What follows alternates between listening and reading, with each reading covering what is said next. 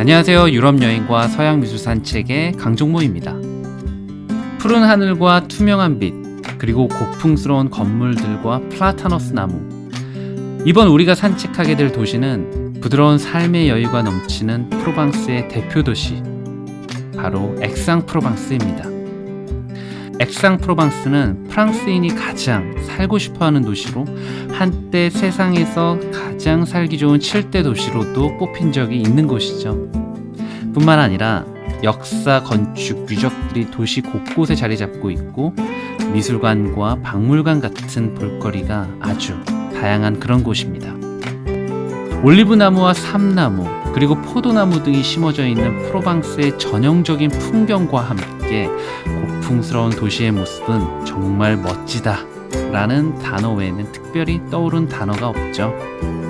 무엇보다 이곳은 미술 애호가들에겐 매우 특별한 여행지이기도 합니다.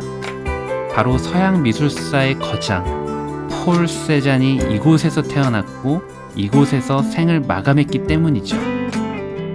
자, 그럼 세잔의 삶의 흔적을 따라 액상프로방스로 시공간을 초월한 예술기행, 바로 시작해보도록 하겠습니다.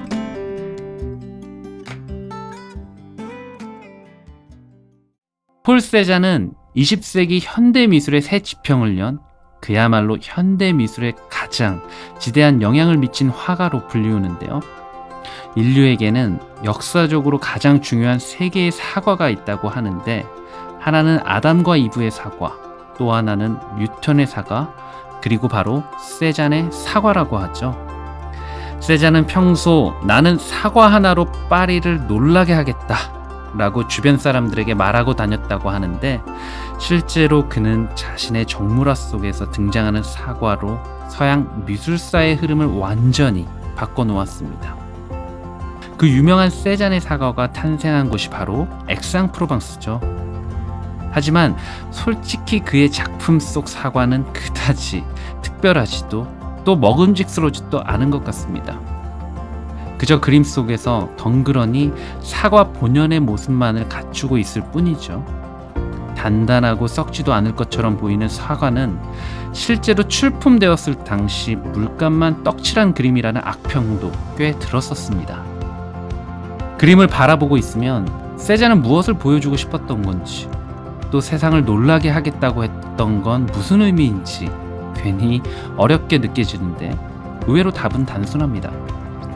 세잔은 그저 그림 속에서 존재하는 사과가 아닌 만져보면 느껴지는 실체에 대한 존재감, 그러니까 인상이 아닌 감각을 실현하고 싶었던 것이었죠.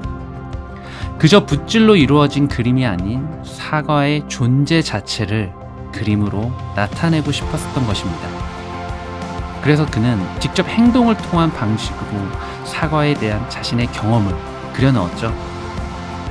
테이블 위에 놓인 사과를 정면에서, 옆에서, 위에서, 아래에서 직접 옮겨 다니며 관찰했고, 하나의 사과가 가진 모든 것을 담아내었습니다.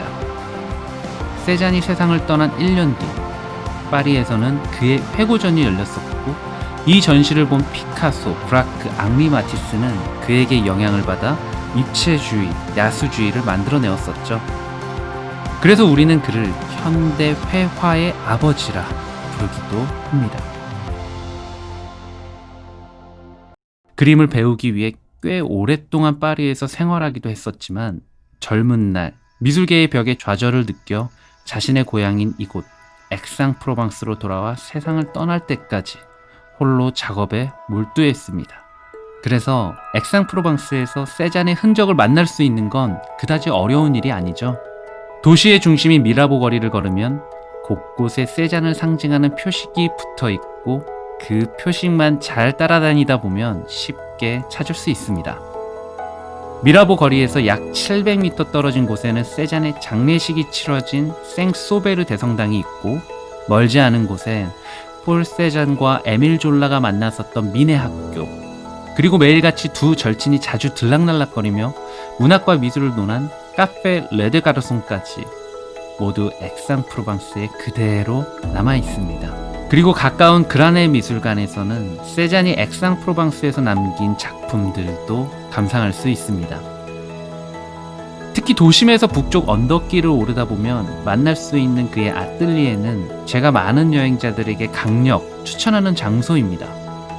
이곳은 폴 세잔이 직접 설계하고 직접 지은 곳으로 그가 폐렴으로 세상을 떠나기 전까지 인생의 마지막 4년을 보낸 곳이기 때문이죠.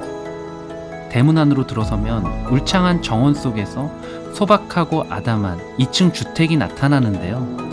아름드리 나무가 작은 숲을 이루는 이곳에는 프로방스의 한가로움이 가득합니다.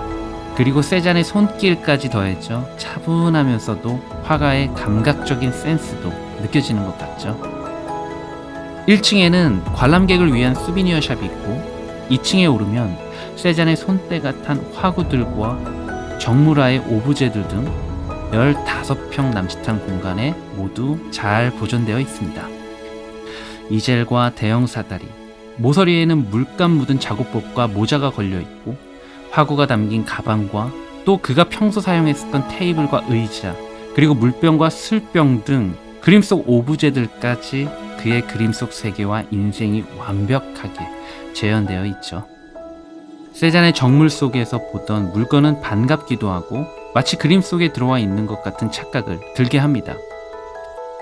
아뜰리에 안내문에서는 이 작업실은 미술관이 아니다, 세잔 이외에 다른 것을 찾으러 오지 말라고 아뜰리에를 소개하고 있습니다. 자, 그의 아뜰리에에서 나와 세잔이 화구를 짊어지고 그림을 그렸던 언덕으로 올라가 보겠습니다. 폴 세잔은 이젤과 캔버스를 메고 이 언덕길을 오르며 생뚜 빅두아르 산을 묵묵히 자신의 확폭에 담아내었었죠.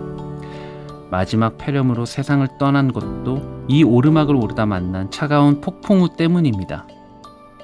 오르막길을 천천히 걸어 오르다 보면 화가들의 테라스를 만나게 되는데요. 화가들의 테라스는 폴 세잔이 생뚜 빅두아르 산을 그리던 장소로 훗날 그에게 영감을 받은 많은 화가들이 찾아들면서 붙여진 이름입니다. 화가들의 테라스에서 보이는 생뚜 빅두아르 산은 그의 작품에서 본 것처럼 견고한 성체의 모습으로 액상 프로방스를 둘러싸고 있죠. 앙증맞고 소박한 프로방스의 주택들 사이로 한적한 언덕길에 올라 액상 프로방스의 전경을 바라보고 있으니 어느새 세잔의 풍경이 우리 눈안에 가득 차기 시작합니다. 적막한 공기 속에서 조금씩 감각이 무뎌질 때쯤 우리의 여행은 그렇게 그림이 되죠. 지금까지 유럽 여행과 서양 미술 산책의 강정모였습니다. 감사합니다.